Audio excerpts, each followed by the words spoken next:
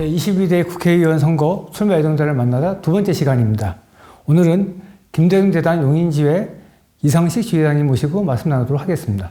안녕하세요. 안녕하세요. 네. 2020년 대구에서 21대 총선에 출마하셨고요. 지난해 용인시장 공천경쟁에 뛰어들었습니다. 이번에 이제 용인갑지역 국회의원 출마를 거심한 거로 이렇게 아는데 어떤 정치를 하려고 하시는 겁니까? 행정고시 합격해서 중앙에서 활동을 했습니다. 그래서 앞으로도 중앙무대에서 중앙정치를 하고픈 그런 생각이 기본적으로 있고요. 다만 용인으로 와서 작년에 지방선거, 시장선거에 출마했던 것은 내년 선거를 대비해서 인지도를 올려야 할 필요가 있다. 작년에 죄송한 말씀이지만은 백군기 시장님 같은 경우에는 새로운 정부가 들어선 지 얼마 안 됐고 어려운 선거가 예상됐다. 내 같은 사람이 경선에 나서가지고 백군기 후보하고 같이 이렇게 경선 붐을 일으키면은 불쏘시개가 될 수 있지 않았을까 이런 생각을 했고요. 창조연설도 하고 후보 지원 방문도 하고 여러 가지 했습니다. 하여튼 그래서 지금 저의 뜻은 중앙정치에 확고한 제 뜻이 있습니다.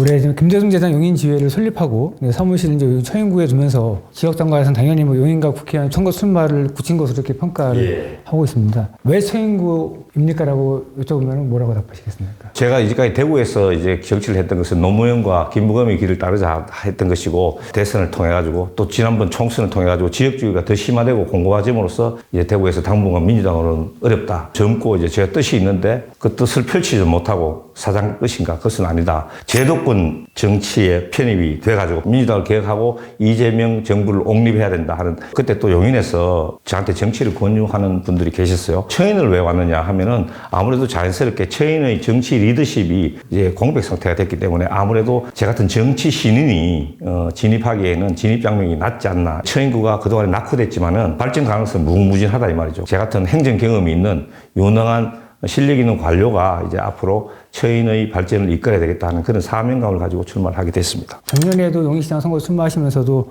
용인을 위해 봉사하고 민주당을 개혁해서 이재명을 지키는 선봉장이 되겠다. 그게 지금 어떤 의미이고 지금도 유효한 건지. 유효하죠. 윤석열 검사 독재 정부가 국민을 위한 민생을 살피지 않고 또 정책으로 승부하지 않고 자기가 검사 출신이니까 무자비하고 무지막지한 수사를 통해서 이재명 대표에 대한 수사를 하고 문재인 정부에 대한 수사를 했다. 이재명 대표에 대해서 죄가 없다. 이렇게 누차 주장해왔고 적극적으로 윤석열 검사 독재 정부를 규탄해 왔습니다. 보궐선거 참패나 이런 걸 계기로 해가지고 우리 압승했죠. 민주당은 오히려 전열이 가다듬고 이제 안정이 되어가는 추세에 있는데 지금 정부 여당과 윤석열 정부는 굉장히 지금 혼란에 빠져 있다. 그래서 우리가 이제 대대적으로 공세에 나설 시점이다. 윤석열 검사 독재 정권을 이제 응징해야 되고 규탄해야 될 그런 시점에 왔다. 지금까지 내년 총선까지는 분명히 윤석열 검사 독재 정권 대 우리 민주당 정부의 극단적인 대치 정국이 형성될 것이다. 전직 경찰 간부 출신이지 않습니까?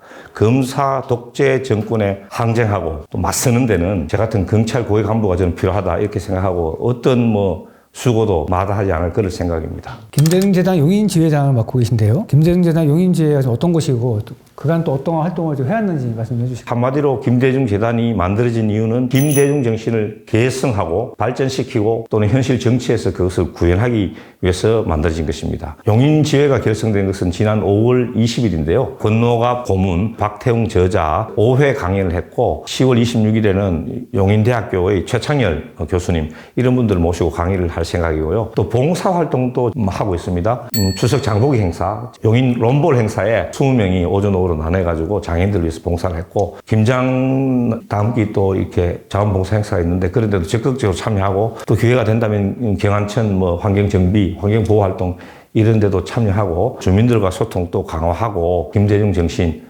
이제 우리 지역 주민들한테 널리 알릴 그런 계획을 가지고 있습니다. 얼마 전에 용인시민신문과 인터뷰에서 극단으로 분열되는 시기는 없었던 것 같다면서 포용과 통합을 실천했다 김대중을 다시 소환할 필요가 있다고 강조하셨습니다. 이 분열 정치를 극복하는 대안으로 김대중 정신을 강조하셨어요. 언제부터 정치가 이렇게 극단적으로 분열과 대립이 돼가지고 눈만 뜨면 이제 정쟁으로 날밤을 지새는지 왜 우리가 이렇게 됐는지 지금 여야가 협치를 해도 국가적인 과제를 해결하기에 모자란다 이 말이죠. 뭐 기후 위기, 또 저출산, 부의 양극화, 또 미래 먹거리를 개발해야 되고 이런 여러 가지 문제가 있는데 양극단으로 완전히 갈라져가지고 국민들이 이제 화합하지 못하고 있다. 굉장히 안타깝게 생각을 하고요. 문재인 정부도 저는 민주진영도 여기에 일정 부분 우리도 분명히 잘못한 게 있다고 생각합니다. 적폐청산이라는 물론 대의는 있었지만은 민생을 돌보지 않고 적폐청산을 너무 오래 했다. 저는 이렇게 판단을 하거든요. 윤석열 정부는 너무 나아간 면이 있습니다. 부인과 장모의 비리에 대해서는 소환 조사 한 번 안 하고 압수수색 영장 한 번 집행한 적이 없지 않습니까? 이재명 대표에 대해서는 300회가 넘는 압수수색을 벌이고 그 주변 인사를 괴롭히고 있고 정책의 영역 또는 통계의 문제, 판단의 영역에까지 사법의 잣대를 들이대고 있다. 이거는 정말 저는 문제라고 생각하고요. 그런데 이제 김대중 대통령 같은 경우에는 자기를 핍박했던 또 자기를 죽이려 했던 정객들을 용서하고 그분들 다 기용하고 통합정부를 구성했지 않습니까? 그것이 이제 IMF를 극복하는데 원동력이 됐다. 근데 문제는 뭐냐면은